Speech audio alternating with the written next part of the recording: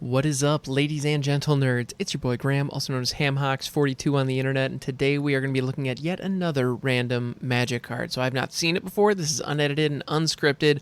Let's go ahead and hit that random card button. All right, and today we are looking at Pilgrim's Eye. Pilgrim's Eye is a 1/1 Thopter for 3 with flying, and when Pilgrim's Eye enters the battlefield, you may search your library for a basic land card, reveal it, put it into your hand, then shuffle your library. All right, so this is pretty cool. I like it a lot, actually. It's simple, it's effective, it's a common, and the common element of it kind of makes sense. This actually is reminding me quite a bit of Farfinder, which is a 1/1 with vigilance for 3 that came out in Ikoria, and it functions very, very similarly. It does the same thing, where you search your library for any basic land card, put it in your hand, then shuffle your library. Now, this card does something that is very, very useful in that it allows you to select it makes sure that you hit your next land drop, and it lets you select what land you play, assuming it's a basic. So that's very, very useful in multicolor situations. If you're running a single color deck, you can probably do better than this, although depending on the format, it might still be useful because a 1/1 flyer is still significant.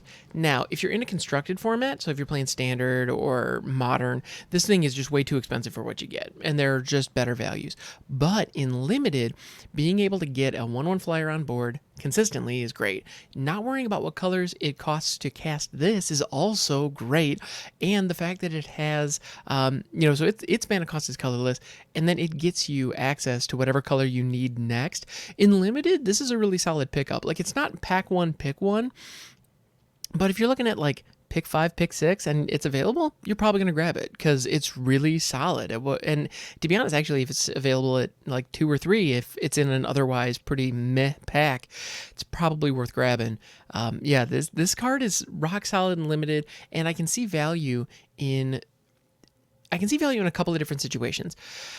One, I want to point out that it is a Thopter. There are some tribal synergies with Thopters, although the vast majority of those are based around Thopter tokens, which you can generate consistently, and the big value there is getting an engine that produces Thopters, and the numbers can really skyrocket out of control. So the fact that you can have a card with Thopter on it, like that type doesn't really do much for you, for 3 anyway. So this is really just mana fixing. I would highly recommend this if you are fixing your mana. And there are two different details I want to speak to. There's mana fixing, and then there's mana ramp, and those are completely different things. Mana fixing is making sure that you have the right colors to cast what you need at any given time.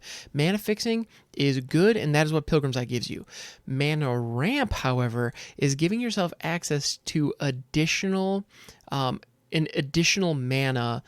in future turns, and so that's where you get cards like Rampant Growth, or if Pilgrim's Eye said that it would put the land onto the battlefield, then you're getting access to the land and you're fixing it. And a lot of ramp fixes your mana at the same time. But if you're adding mana to your mana pool at a greater rate than hitting your land drops would allow, you are ramping your mana. If you're able to select what lands you get, you are fixing your mana. And so that's what we got here. So Pilgrim's Eye fixes your mana nicely, but it does not ramp you.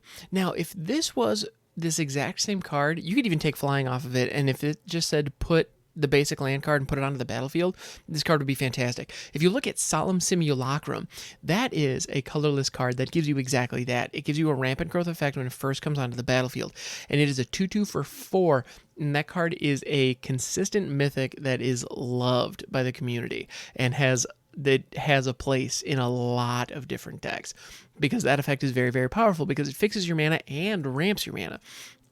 The difference between the hand and the battlefield to a new player may not seem very significant, because the thought is, well, on next turn I can just play it anyway. But if you pull a land from your library, put it onto the battlefield, even if it comes into play tapped, that's fine, because next turn you'll be able to play a land from your hand as well as have that one on the battlefield. So you're just jumping ahead multiple turns whenever you do that. And so that's very, very, it's very powerful. There's a reason that effects that do that are in such high demand.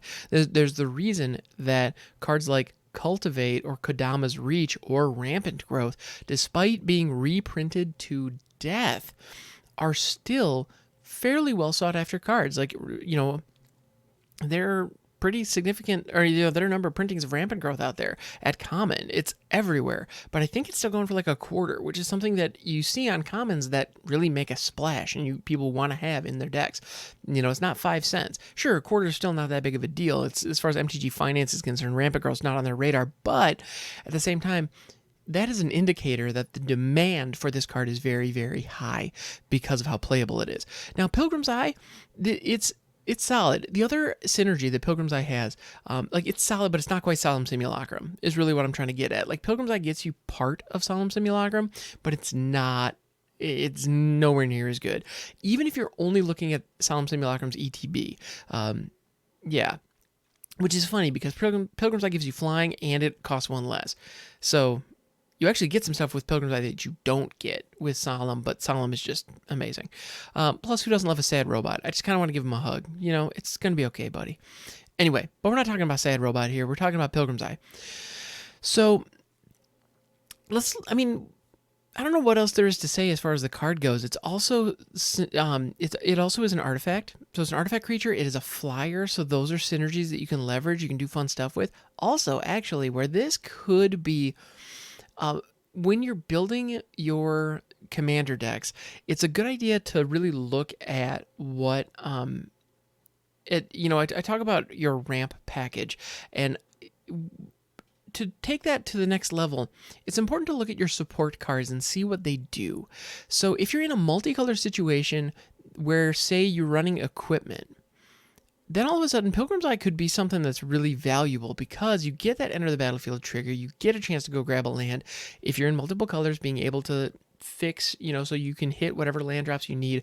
This will allow you to run cards that have 2 or even 3, dedicated color mana pips, because you can reasonably hit them. Or if you run cards like this, of which this can be one, I should say. Because if you're in Commander, building around a single card is generally not a good idea unless you have a lot of like tutor effects, or it is the Commander. If you've got cards like this type of support package, if you have multiple cards that do something similar, it's worthwhile. So what can this give you in that context? Well, it fixes your mana. We talked about that. Great. The other thing that it can do is it's evasive. It has flying. So if you have effects like Curiosity, that whenever a creature deals damage, you get to draw cards. Deals damage to an opponent, you get to draw cards, you can put that on Pilgrim's Eye. That's a solid target for it. Also, if you're in a situation where you're running equipment, Pilgrim's Eye could be a really solid target for that. Plus, if you have any artifact synergies within the deck, Pilgrim's Eye will trigger those and leverage those as well, or count towards those.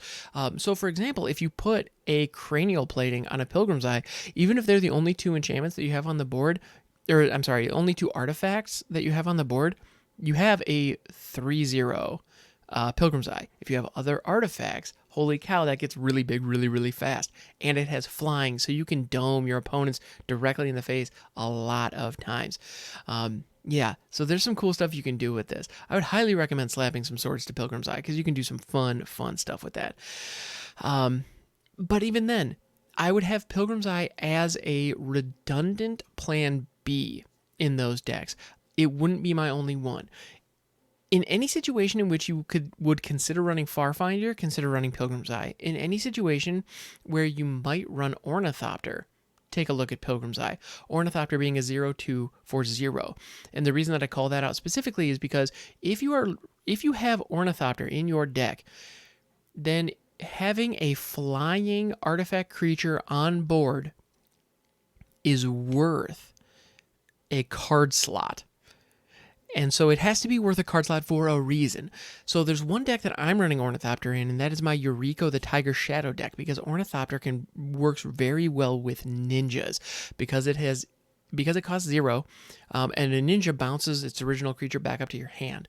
So bouncing an Ornithopter back up to hand is no big deal because you can play it right back down for free even if you're tapped out.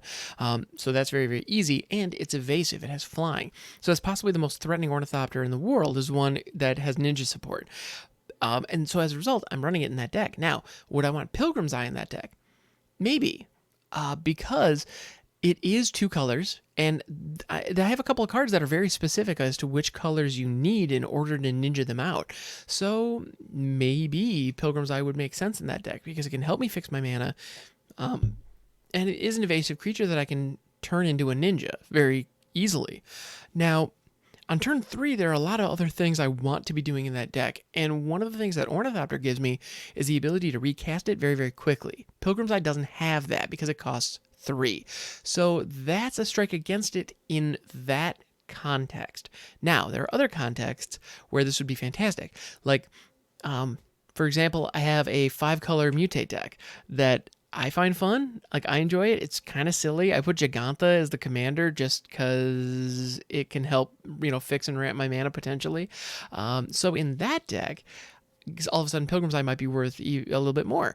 If you're in a deck where you're running something like Progenitus or Niv Mizzet Parun that have like a lot of very specific mana that you need to cast, that you need to have access to in order to cast it, definitely consider running something like Pilgrim's Eye because it can help. Now, that said, in those contexts, there are probably better options that will ramp you as well as fix you, like the Signets, like Chromatic Lantern. There's a lot that you can do to get you the same effect without necessarily spending your 3-drop on a 1/1 flyer that helps make sure you don't get mana screwed. There's a time and a place for a 1/1, for a 3-drop 1/1 flyer that makes sure you don't get mana screwed. That's not nothing. All in all, I feel like this card is like a really solid B- or like C+ player in most decks. But if you're in a casual commander situation where you can do something with it, if you have cost reducers, that's something where this would actually be fantastic. If you have something like Ugin Ineffable or I believe Animar also helps reduce the cost of creatures, those types of situations, all of a sudden Pilgrim's Eye is looking a lot nicer because the biggest obstacle of getting Pilgrim's Eye online and really taking advantage of this card is its casting cost. Because whenever you have an enter the battlefield trigger, one of the things you'll want to do is bounce it or recur it in some way. And there aren't as many options to recur this one, unfortunately, because of that 3 cost. You could still sacrifice it to other things, like having this in a reanimation deck where you're running something like Blood for Bones or Victimize, where you want support creatures down early that could then turn into huge fatties that you've like milled out. That could be solid. That's a use for it, for sure. Are there other options? Are there other ones that you could use there? Absolutely. But this is an option. And when you want options, that's huge. The other real big advantage to this, especially when it comes to commander players, is a lot of folks have this because it's cheap. And one of the ways that I build my commander decks is I look at the cards I have first and foremost. Before anything else, I look at the cards that I have. And Pilgrim's Eye is the type of card that I will come across and go, I kind of wish I had a Solemn Simulacrum, but this isn't too bad. Like this'll fit that same slot, and I have it. There is something to be said for that. Use the cards you have, even if they're not the absolute perfect for what they do. They can still fill the role, and that's okay. And when you're playing a casual format like Commander, where the whole point and purpose is to have fun with your friends, I would highly, highly, highly recommend play with the cards you have to have fun with your friends, and tech around what they're doing rather than what is the strongest card that can perform this task. So if you're looking for Solemn Simulacrum but you have a Pilgrim's Eye, and you don't have a Solemn Simulacrum, you can go out and spend a couple bucks on a Solemn Simulacrum. There's nothing wrong with that. It just got reprinted in double masters. Actually, if you wait a week or two for it to really saturate into the market, that price is probably gonna dip nicely. Now's actually probably a great time to buy Solemn Simulacrum, if you want to buy Solemn Simulacrum. But if you don't want to buy Solemn Simulacrum and you just need an artifact that can help fix your lands, Pilgrim's Eye is the one for you. So this is an interesting card. I like it. I feel like it fits just that low tier just perfectly. Anyway, thank you so much for hanging out, everybody. I appreciate you. This show, Overthinking MTG, is available anywhere podcasts are sold, as well as on YouTube with the benefit of video. And you can also catch me on my other show, the Rogue Deck Workshop. That's one that's going to be coming out around weekly, and it's where we take a Magic deck idea and turn it into a deck, just live. That's the show. It's building the deck. So if you want to understand the thought process that I go through when I'm building a new deck, and one that is not meta, it doesn't exactly fit what other people are doing. That's the goal. That's what we're trying to find. So if you want to see how I do that, that is on that show. And you can also catch me live on Twitch, twitch.tv/hamhocks42. I'm over there 5 days a week. We're having a ton of fun. So I look forward to catching you there, and I'll be sure to catch you next time.